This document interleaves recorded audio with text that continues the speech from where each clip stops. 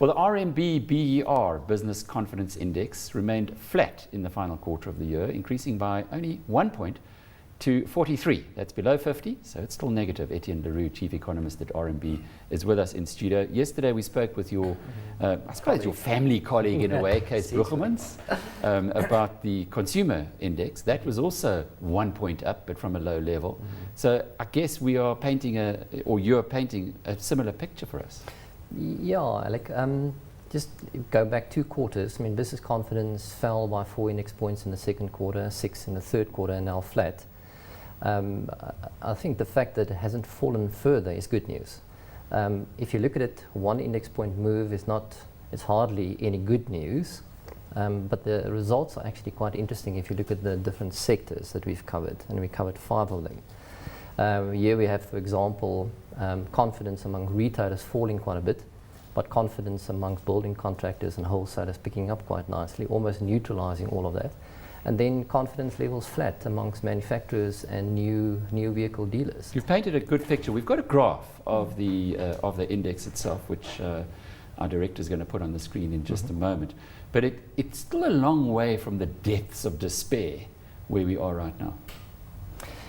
Yes. Look, I mean, I think an important point for me is that even at these low levels, it is consistent with the economic upswing continuing. You've got to just bear in mind that the economy bottomed in kind of mid-2009, and yes, we've seen a lot of stop-go processes along the way, and the upswing has been relatively modest. But these low levels are still relatively consistent with the economy continuing to expand. Just to look at that graph, because we've got it on screen there. If you have a look, it's almost like every other dip was a lot lower than the dip that we saw in 2009. Isn't that interesting? 99, around about 93. So in some argument, in some terms, you could say we've got away quite lightly. I guess so. If you look at it from the bottom, it's an upward trend, so we're moving in the right direction. Yes, there are a little bit of up and downs, and once again, it's consistent with an economy expanding. So this is certainly not depressing stuff suggesting that the economy is about to go into recession and the economy is going to contract. Not at all. And once again, the results are pretty interesting if you look at the sectors. Wholesalers, for example, their confidence level is above 50. If you dig a little bit deeper in the building construction sector and you get some of our respondents that derive a lot of their business from the public sector, their confidence levels are almost 70. So there are pockets, certain industries that are certainly doing much better than others. So it's not a depressing picture at all. I think the fact that it's stabilizing at relatively low levels in net negative territory is good to the extent that it suggests that the economy modestly continues to grow. You mentioned that the data isn't that depressing and that the outlook could look a lot better than what it is now, but what might be some of the contributing factors that will change the situation? Well, it will certainly help if the global economy picks up momentum. As a small emerging market economy, that's always a big deal. The global economies or global growth is weak, it certainly tends to affect the mood amongst locals. And unfortunately, that's beyond our control as well as Indeed. South Africans. So there are SA-specific factors, and I think here we know what's wrong. I mean, the National Development Plan has done a pretty good job to tell us what's wrong with the economy and what needs to happen. And if we can address these specific, if we can improve the level of skills, if we can improve the level of competition in product markets, and so on and so forth, and at the same time, if we can improve the working relationship between the government, the private sector, and trade unions, I think we will be surprised by how quickly we can grow this economy. I was looking at a graph here of the construction sector, and just to pick up on what you said a moment ago, it's done pretty well in the last few months.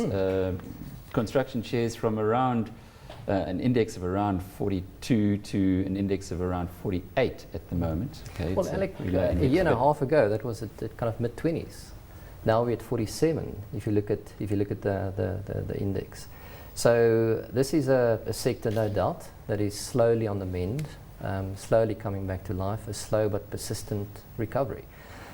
More so perhaps on the non-residential side than the residential side, but nonetheless, it's clear that in the fourth quarter we saw again building activity picking up quite nicely. A similar kind of picture when you look at subcontractors. So if you look at plumbers and electricians, they're also a little bit more upbeat. You're talking to Kitso Gordon in just a moment, but one of the things that came out of the PPC cement results is a 7% growth in cement sales.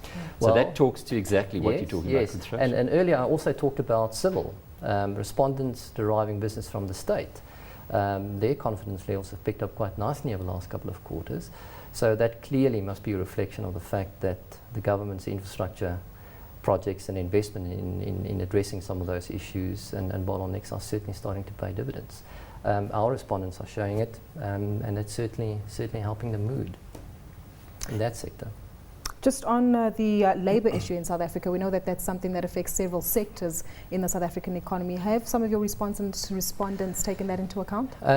In the third quarter, remember the big transport strike, so manufacturers of transport equipment no doubt saw a dip in their activity in the third quarter, but that bounced back nicely in the fourth quarter. So that certainly gave manufacturing, broadly speaking, a bit of a boost.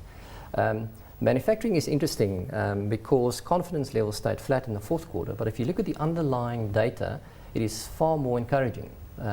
We saw production levels picking up, we saw domestic sales volumes picking up, we saw export volumes picking up. So the weaker currency is certainly helping, not only manufacturers that naturally export, but also local manufacturers that compete with imports that are becoming more expensive as the rand is weakened. So the underlying picture is far more upbeat than the headline index would suggest. And I think one reason may be that many of our respondents are seeing turnover up, volumes up, but costs are also rising. Many of our respondents are complaining about raw material costs that are going up quite a bit, which means that yes, sales are up and production is up, but profitability is not necessarily going up by the same extent, and that may be depressing the mood somewhat. What's going on here? Because yesterday we had Kees Bruggeman telling us that he can't understand. Things are going okay in the economy, but confidence is down. Here again, we've had two terrible falls in your index to take confidence now into pretty negative territory at 43. Yet the picture, when you look at it from a longer term, is not so bad. You've got quantitative easing pumping money into the global system, so we can't really complain too much. Yet the confidence levels are kind of not across the board. Yeah, not across the board. Well, I think you have to be specific here once again. The retail is also interesting. If you are a retailer of semi-durable goods, your confidence levels are much higher than retailers of non-durable and durable goods. A similar story if you're selling new cars, your confidence levels will be quite low. But wholesalers of building materials, their confidence levels are much higher, which is consistent with the building sector, broadly speaking, that's in recovery mode. So I think we have to be specific, and you have to differentiate a little bit in terms of the results. But there are consistencies. Wholesalers of building material, building construction is one. And if you think about wholesalers of semi-durables, a similar story to retailers of semi-durables. Confidence levels are much higher. Pockets of profit. Pockets of profit. That's a very good description. That's a very good description. See why I hang out with him quite often. I try. But any particular sectors that surprised you? Not really. I mean, in the third quarter, looking forward then to the fourth quarter, it was pretty clear to us that confidence is not going to move much either way. I think if we go back a couple of years and the pattern repeats itself, like what we saw the last 3 to 4 years, we'll probably see confidence levels picking up a little bit in the first quarter of next year. But once again, coming back to my opening remarks, the fact that it is sitting at 40 levels, if you look at the overall index, that not necessarily is a bad picture. It is consistent with an economy that's growing modestly, yes, but an economy that's ticking over. We're talking about a 2% GDP growing economy, hopefully a little bit faster than that next year.